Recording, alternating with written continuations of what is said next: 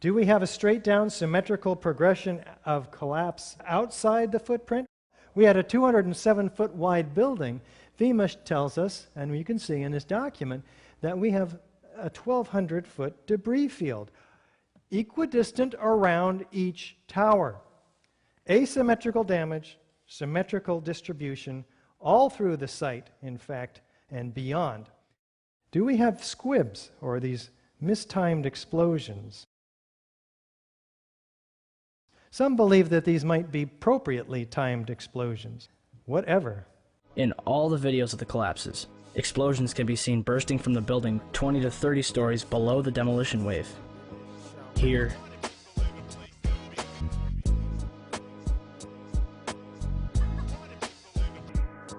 here,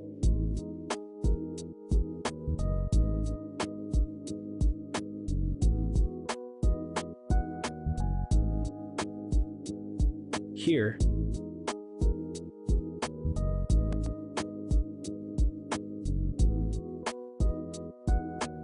here,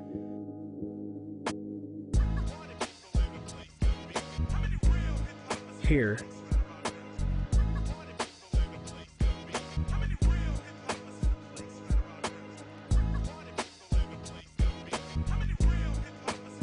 and here. Now, NIST tells us that these are puffs of air being produced by the collapsing building pushing air down the hoistway like a piston. It's got to come out somewhere, right? Well, first of all, these are not puffs of air. They're pulverized building materials. And they occur at 160 to 200 feet, some of them, per second. These velocities are propelled by explosives. 20, 40, and 60 stories below. How can the piston be producing all of that? These highly focalized, pinpoint accurate, geometrically precise, violent ejections. Do we have a near free fall pace through the path of greatest resistance? The Twin Towers came down in nearly free fall speed. What does this mean? That the columns had to have been removed virtually simultaneously on each floor, synchronistically timed, so the building had virtually no resistance on the way down. Where is the 15-story building that was driving this building down to the ground at free fall speed? In the first 2 seconds, you saw it reduce half of its mass. It was blown outside. It couldn't have been used to influence the downward progression of the building. In the next 2 seconds, after 4 seconds totally, it's destroyed itself. There's nothing crushing the building. It's tearing itself apart at free fall speed. And it's dismembering the steel structure. In fact, the leading edge of these mushroom clouds are full of perimeter columns, aluminum cladding, and other steel. Let's take a look at the South Tower in terms of dismemberment. See what's going on here. South Tower's on your left. It was hit lower by the aircraft, and as you can see, its rapid destruction starts there, and it begins to tilt to the left. This building, which is already tilted at 22 degrees and continuing its angular momentum, off-center of the building below it. How can it crush it symmetrically at free fall speed when it's already off-center? Let's take a look from below, though. We have asymmetrical damage, and yet there's this symmetrical destruction occurring underneath the cloud all the way around the building, like the firemen saw, even though this top mass has already fallen over. Do we have a lateral ejection of structural steel? The damage is not contained.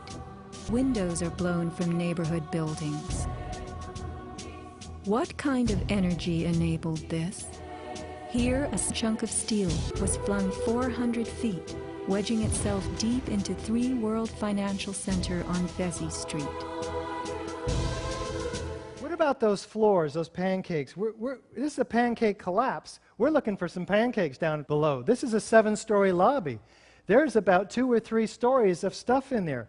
We'll take a look at that stuff, but what I'm looking for is 110 floors with this kind of metal decking underneath 4 and 5 inches thick of concrete. An acre in size, each of them. 110 acres of these. How many floors do we find down at the bottom? Not 50, not 10, not even 1. We don't even find metal decking down there, or concrete. There's hardly any macroscopic chunks of concrete. What happened to the metal decking? What happened to the concrete? What happened to the concrete? The concrete was pulverized, and I was down here Tuesday, and it was like you were on a foreign planet. All of lower Manhattan, not just this site, from river to river, there was dust, powder, 2-3 inches thick. The concrete was just pulverized. All of this is direct evidence of explosive destruction, and none of it can be accounted for by fire. Do we have expert corroboration? William Rice, structural engineer with Architects and Engineers for 9/11 Truth. The prevailing theory would have us believe that each of the Twin Towers inexplicably collapsed upon itself, crushing all 287 massive columns on each floor while maintaining a free fall speed, as if the 100,000 or more tons of supporting structural steel framework underneath didn't even exist. How about David Scott, structural engineer with AE 9/11 Truth? Near free fall collapse violates laws of physics.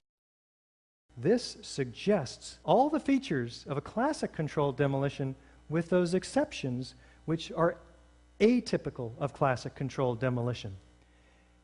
None of these features can be accounted for by fire, let alone all 10 of them.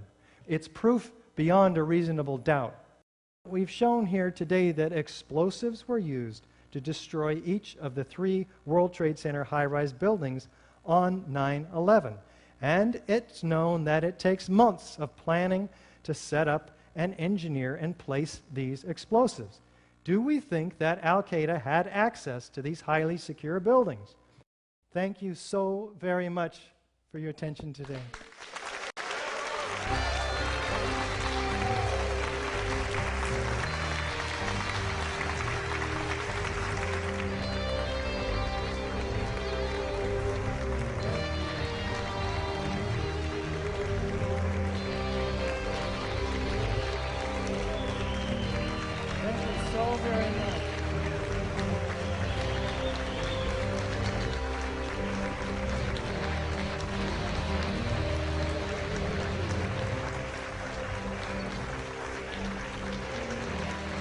Thank you so very much.